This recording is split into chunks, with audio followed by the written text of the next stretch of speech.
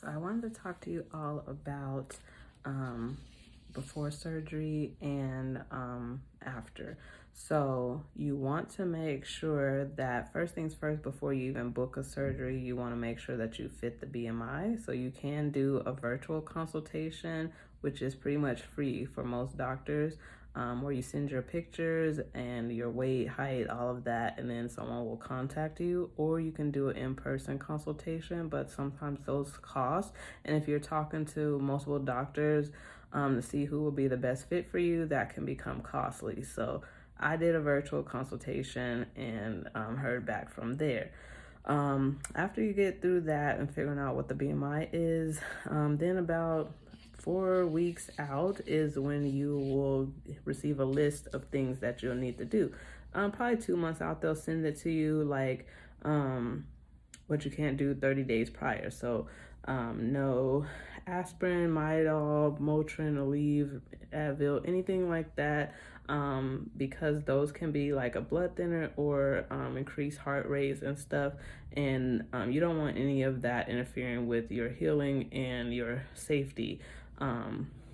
Also no natural vitamins or vitamin E oil, because anything that's of the earth can sometimes naturally increase circulation or become a blood thinner, or just change how your body would naturally heal itself. So that's why they say nothing natural. Is nothing bad about it. It's just that's not what you want your body, like, overworking itself to heal itself for surgery. Also, no pre-workouts 4 weeks prior, so no like C4 or any stimulants like that, Red Bull, energy drinks, all that, because you know you don't want to have your heart rate increase unnecessarily that close to being on a surgery table.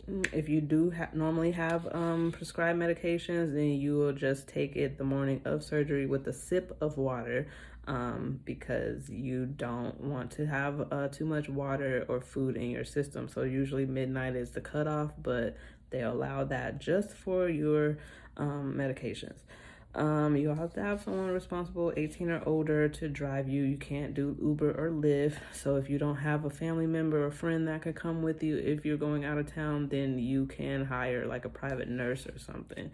And then you will have to do your lab work within 30 to 45 days. That's going to have a list of things that you will need to, be negative for, or not having low levels for, like hemoglobin, iron, and all that. Is a whole list of things. HIV being negative for that.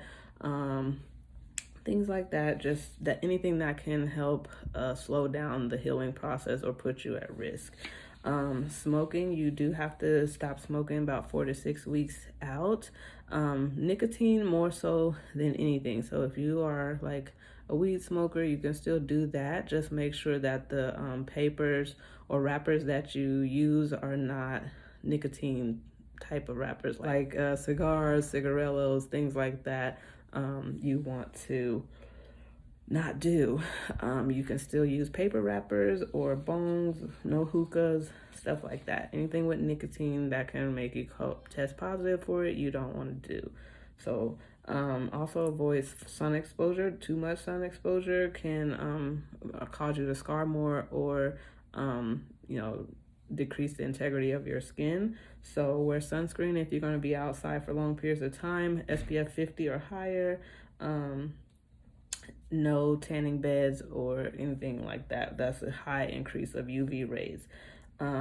Weight gain, you want to try to keep your weight where it is when you do your consultation, or lower. Fluctuating about 3 to 5 pounds is okay, but anything too high is just going to cause you to get canceled. If you're too high from your weight that you told them, and then that's more money that you have to pay. So just be mindful of that, especially even when you like book your date. You want to make sure you stay within your goal or lower by the time you reach the surgery date. Also, Drinking a lot of water for hydration is important because that's going to help keep your skin and body and muscles hydrated for your healing time. You'll also need to wash about 5 days prior with Hibiclens, which you'll already know that you have to buy it on Amazon. They will not have that available in store usually, so just avoid, that. Also, a prescription for mupirocin, I think that's how you say it, or naproxen. I can never say that right. So that's a nasal ointment that you apply in and around your nose for 5 days prior, twice a day, to help avoid infection. And then you'll also, after surgery, you'll want to avoid submerging in water for the 6 weeks. You can only take showers after it's approved. So the first 24 to 48 hours, you can't take any type of shower or anything. You can only use disposable or flushable wipes to help you, stay clean during that time, just to give the incisions time to start repairing themselves so they don't get wet too fast. So you'll need someone to help you at least for the first day or two. And then usually after that, you are able to move around a little bit more. But everyone's different. And you'll also, if you're going to be going out of town, you will have to stay in, like if you're going out of state, you have to stay in that city for at least 5 days after surgery to help reduce your risk of blood clots. So if you leave prior to that without the surgeon's okay, then that is on you. If like anything happens, like you get blood clots or you, unfortunately, we don't want this to happen, but if you die because you didn't listen, then that's not on them because like they told you to stay there. So if you don't think you can stay an additional 5 days after surgery, do not go out of state from where you live because that is a requirement for most surgeons. So, and if you like piercings or you like acrylic nails and things, you will want to have the acrylic nails removed before surgery because they need your fingers to be able to track and monitor your blood pressure and your blood pressure and your heart rate and everything, and for oxygen levels.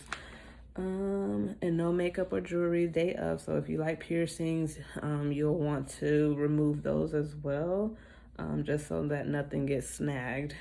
I think that's pretty much the main things.